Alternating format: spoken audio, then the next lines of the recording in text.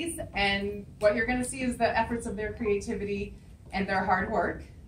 The biggest thanks today goes to the Society of Women Engineers, Savannah Coastal Empire chapter, who have been my stalwart volunteers throughout this entire process. A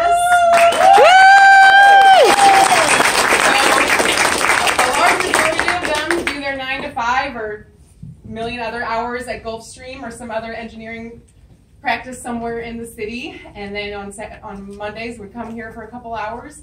So all told, they volunteered about 50 hours for this program across about 11 women who would come and work and troubleshoot with us.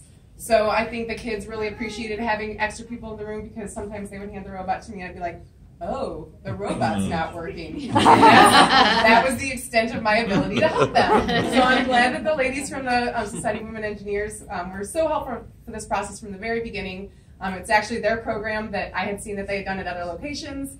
And I said, hey, if I got a grant to get the library some robots, would you come help me run this program? And they were gracious enough to say yes. The only other agency that we have to thank really is the people who gave me the money.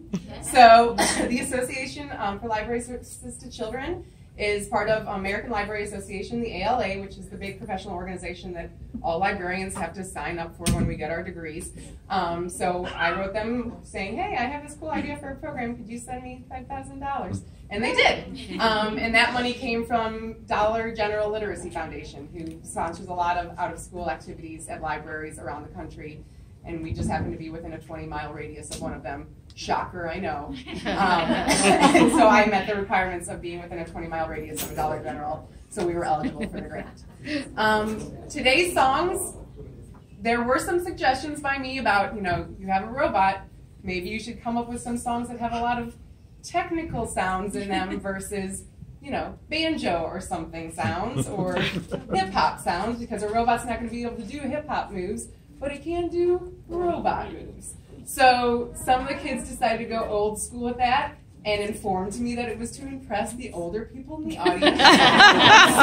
So when I hear songs from when I was their age, and I'm now an older person in the audience, so you'll know what song that is, I hope. But I think everybody's ready. If anything goes wrong in this performance, it's entirely my fault. Yeah. So if the kid starts rolling their eyes at me, just know that it's entirely my fault. And I think we're going to go ahead and get started, right? You guys ready? All right, real quick, can everybody just give them a good round of applause? And thank you, Mary.